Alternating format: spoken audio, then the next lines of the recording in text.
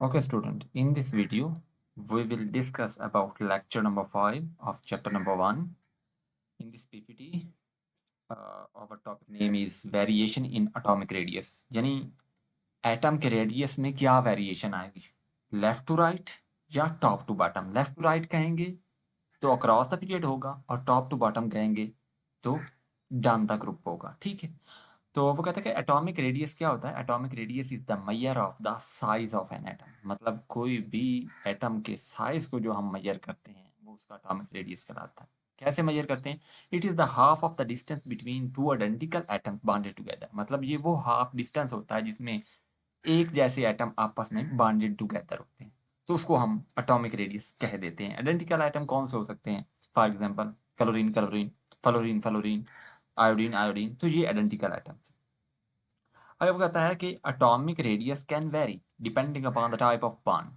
कौन सी बॉन्डिंग है उसके ऊपर एटॉमिक रेडियस वेरी करता है। कि उसमें आया कि वंडरवाल जो है वो बॉन्डिंग है, कोवलेंट बॉन्डिंग है, मेटेलिक बॉन्डिंग है, इस चीज़ के ऊपर डिपेंड करता है।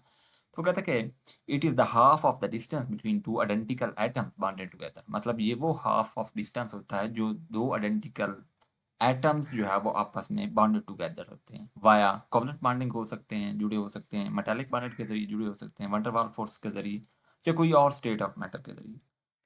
अच्छा, सेकंड स्लाइड में वो कहता है फॉर एग्जांपल, मिसाल के तौर पर, the radius can be different in covalent bonding as compare to the ionic bond. मतलब जो एटॉमिक रेडियस होता है वो कोवलेंट बॉन्डिंग में मुख्तलिफ होता है as compare to the ionic radius. I hope कि यहाँ तक आपको समझ आई होगी।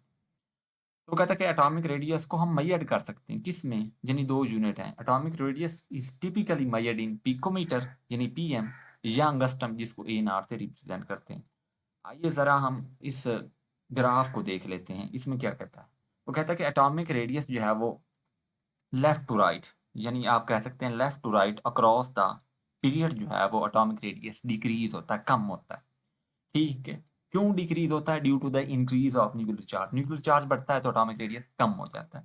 और टॉप टू डाउन यानी ग्रुप में एटॉमिक रेडियस इंक्रीज होता है। क्यों इंक्रीज होता है? क्योंकि नंबर ऑफ शेल बढ़ते जाते हैं और शील्डिंग इफेक्ट बढ़ती जाती है। इसी वजह से एटॉमिक रेडियस जो है वो डाउन द ग्रुप इंक्रीज होता है। आई होप कि यहाँ तक आपको समझ आई होगी। अच्छा, नेक्स्ट स्लाइड में है हमारे पास कि product trend in atomic radius, यानी एटॉमिक रेडियस का प्रोडक्ट में ट्रेंड क्या है। तो वो कहता है कि there are the following factor that affect on the atomic radius. Atomic radius के ऊपर ये मुदरजा झैल जो है वो फैक्टर अफेक्ट करते हैं। कौन कौन से फैक्टर हैं? यानी उसका एटॉमिक नंबर, न्यूक्लियर चार्ज और शील्डिंग इफेक्ट। कौन कौन से बताए? एटॉमिक नंबर, न्यूक्लियर चार्ज और शील्डिंग इफेक्ट। अच्छा, अब हम देख लेते हैं across the period atomic radius के ऊपर क्या इफेक्ट होगा, और down the group atomic radius में क्या इफेक्ट होगा। सबसे पहले हम देख लेते हैं across the period. Atomic radius decreases across the period from the left to right in the product table due to increase the nuclear charge। Nuclear charge बढ़ता है जिस वजह से जो है वो इलेक्ट्रॉन क्लोजली पुल करते हैं टुवर्ड द न्यूक्लियस, तो इस वजह से एटॉमिक रेडियस जो है वो डिक्रीज होता है। Number second, atomic radius increases down the group from the top to bottom.